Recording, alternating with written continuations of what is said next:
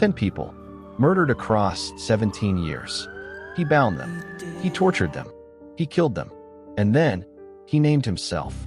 He wrote letters to the police taunting them. He mailed packages to television stations. He sent a poem about one of his victims to a newspaper. And through all of it, he went home.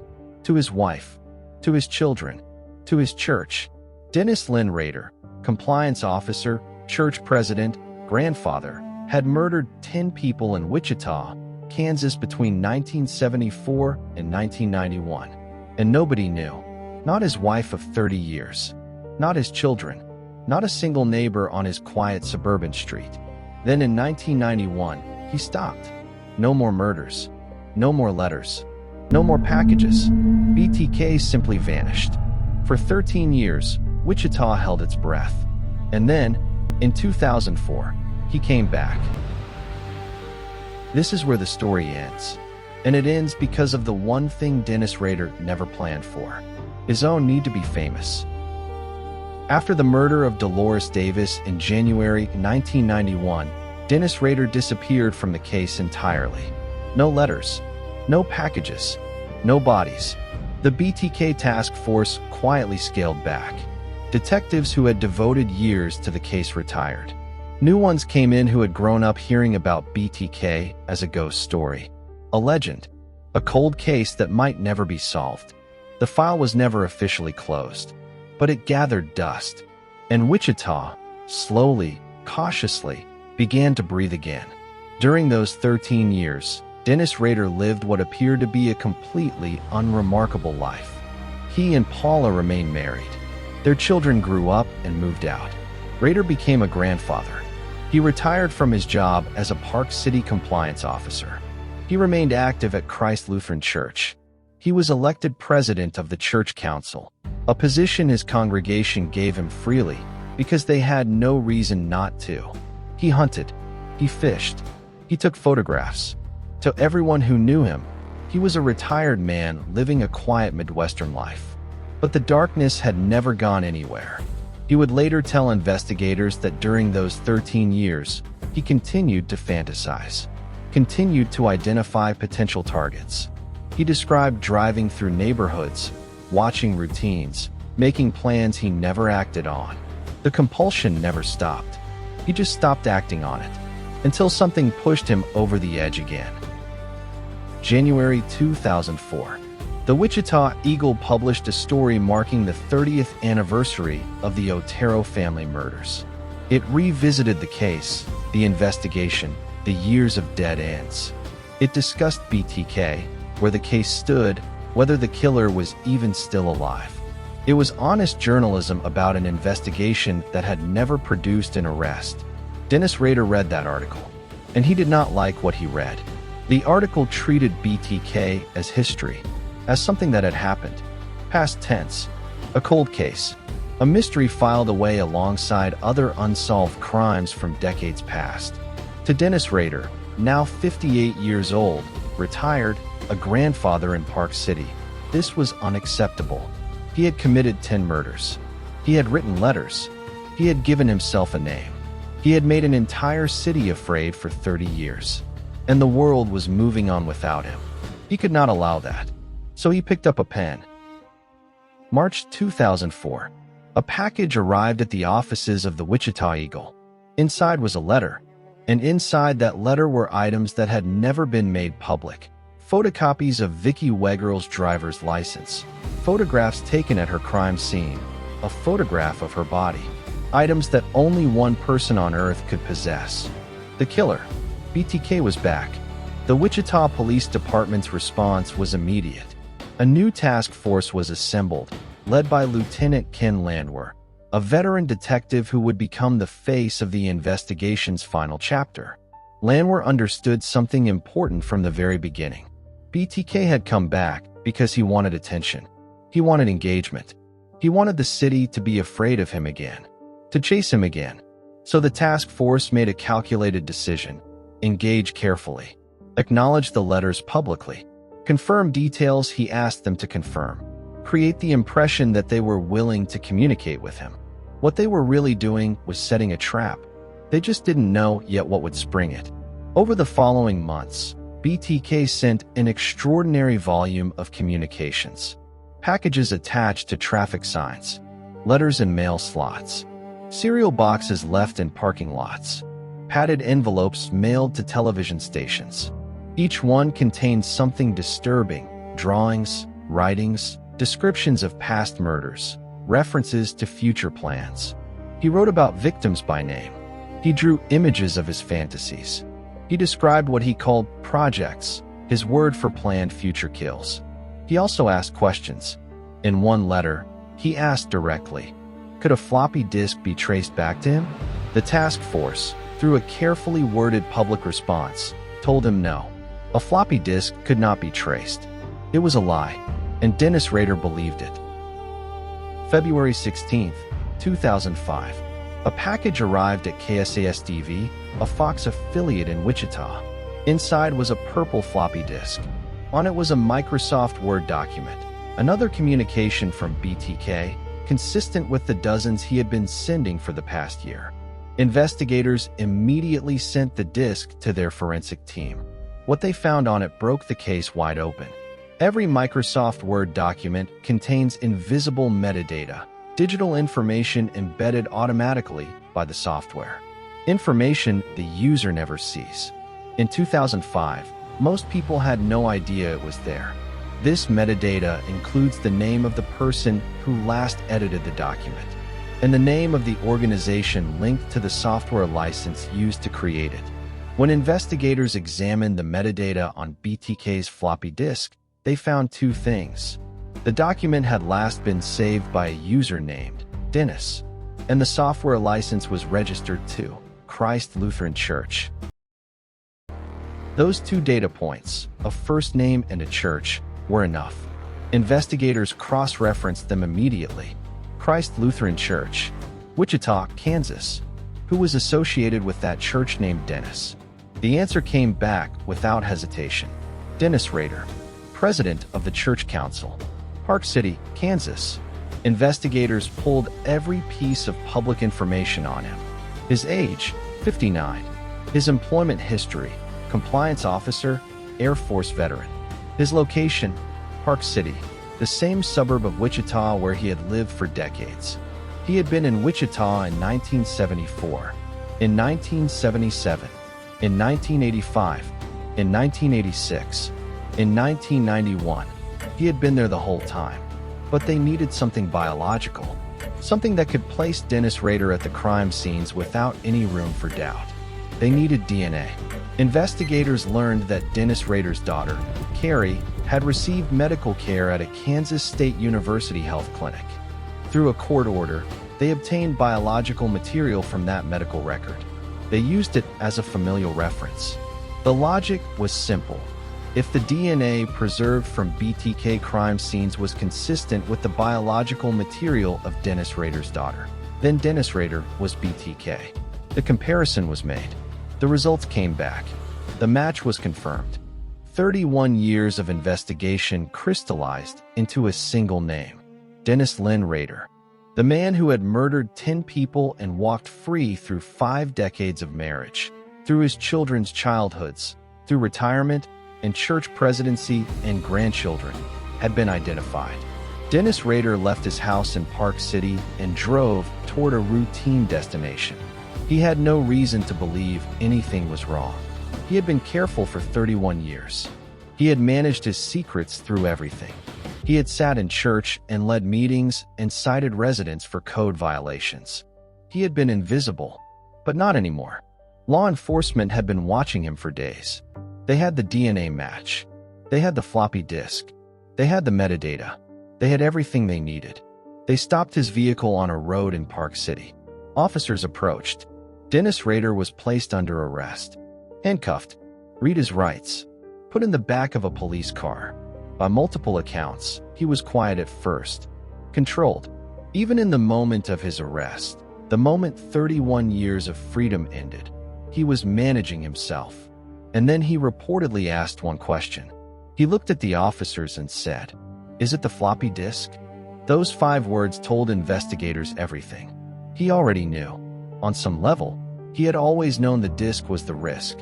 He had even asked whether it could be traced. The task force had told him no. He had believed them. When the arrest was announced, Wichita stopped. People who had grown up afraid of BTK, who had triple-locked their doors in 1977, who had changed their routines because of him, now learned that the man responsible was Dennis Rader, their neighbor, their compliance officer, the church president, the grandfather. The reaction in Wichita was not simply shock. It was something deeper, something harder to name. Because Dennis Rader didn't look like anyone's idea of a monster. He was short. He wore glasses. He had thinning hair. In his booking photograph, broadcast on every news channel within hours, he looks like someone who might argue with you at a neighborhood meeting about a parking violation. He looked like everyone. He looked like no one in particular. And that, perhaps more than any other detail in this entire story, is what shook Wichita to its core. Not the murders, but the face of the man who committed them. The congregation of Christ Lutheran Church was devastated. They had trusted him. He had sat in their meetings, led their council, prayed with them, helped organize their events. They could not reconcile the man they had known with the name they were hearing on the news. Paula Rader, Dennis's wife of more than 30 years, was said to be completely shattered. She had shared a bed, a home, a life, a family with this man for over 3 decades. She had not known, not a single detail. She filed for divorce almost immediately after his arrest. 34 years of marriage, dissolved in days. In the days and weeks after his arrest, Dennis Rader did something that surprised even seasoned investigators. He talked, at length, in extraordinary detail, about everything.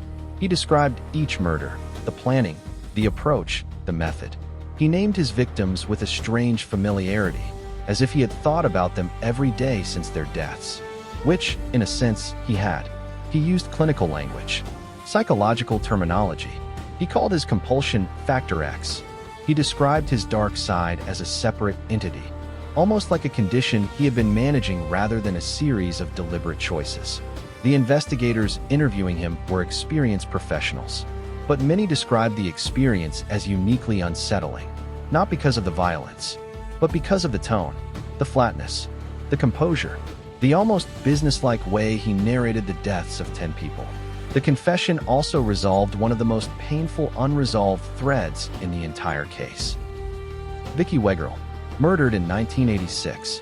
Her husband Bill had lived under informal suspicion for 19 years, never charged, because there was no evidence against him, but never fully cleared either. The shadow had followed him through his grief, through raising his children without their mother, through nearly 2 decades of life under that cloud.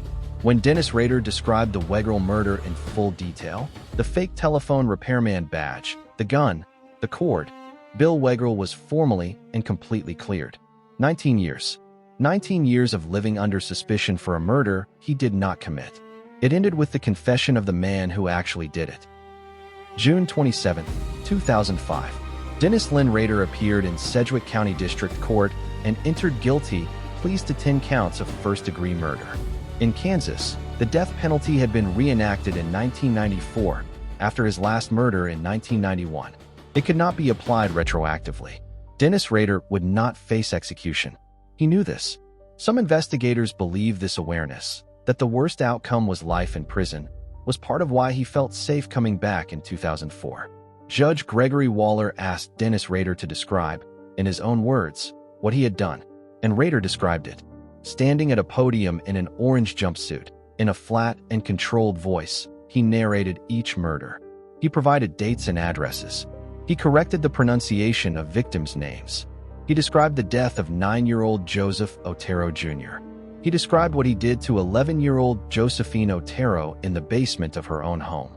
He described killing a woman who lived on the same street as him.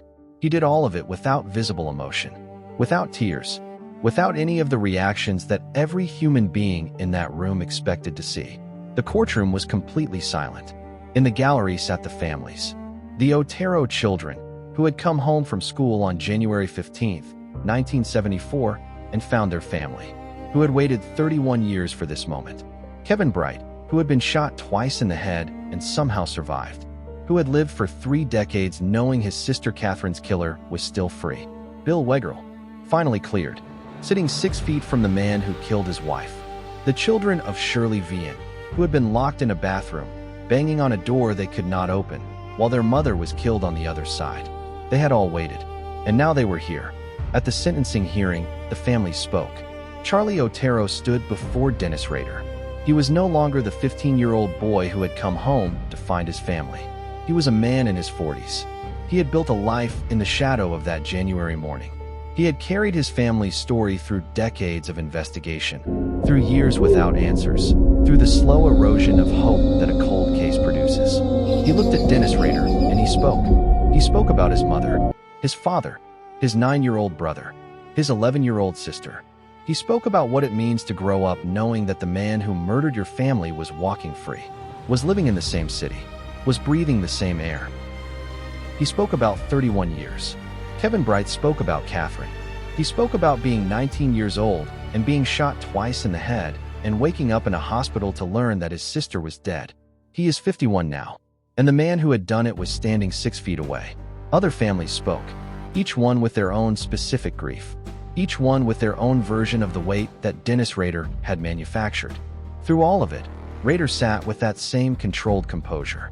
When given the opportunity to address the court himself, he spoke about himself. He tried to explain. He used Factor X. He used entity. He framed himself as someone who had been struggling with a condition rather than a man who had made choices. Several family members were visibly furious. They had not come to hear Dennis Rader explain himself. Judge Gregory Waller then delivered the sentence: 10 consecutive life terms, a minimum of 175 years before parole eligibility. Dennis Lynn Rader would never walk free again. He was taken from the courtroom in handcuffs. Outside, in the August heat, Charlie Otero spoke to reporters. He said that justice had been served, but that his family would never truly be whole again. He was right. Justice and wholeness are not the same thing. They never are. Dennis Lynn Rader is currently incarcerated at the El Dorado Correctional Facility in Butler County, Kansas. He has been there since 2005. He follows the rules. He gives interviews. He discusses BTK with researchers and journalists with a willingness that many people find disturbing. He has used the word remorse. Whether that remorse is genuine, whether a man with his psychology is even capable of genuine remorse, is something experts debate without resolution. What they agree on is simpler. He is a sexual sadist whose gratification came from complete domination of another person. He is a narcissist whose need for recognition was not incidental to the murders, it was central to them. He is not psychotic. He was never delusional. He understood exactly what he was doing, and he understood that it was wrong. He chose every murder, every letter, every year of pretending to be an ordinary man while carrying the knowledge of what he had done. He chose all of it.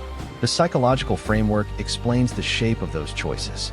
It does not excuse them, and the floppy disk, that single, careless act, exposed them. The man who had outwitted an entire city for 31 years was undone not by brilliant detective work, not by a witness, not by a DNA breakthrough, but by metadata, by invisible information inside a word processing document that he never thought to check. His need to be seen, the same need that drove the letters, the packages, the poems, the taunting, was exactly what destroyed him. He wanted the world to know his name, and the world found out. In all the attention this case has received, the books, the documentaries, the podcasts, it is easy to lose sight of who this story is actually about. 10 people. Joseph Otero Sr. was 38, a veteran, a father of 5, murdered in his own home on a January morning. Julie Otero was 34, a devoted mother who never got to see her children grow up. Joseph Otero Jr. was 9 years old. Josephine Otero was 11. They were children. Catherine Bright was 21, beginning her adult life.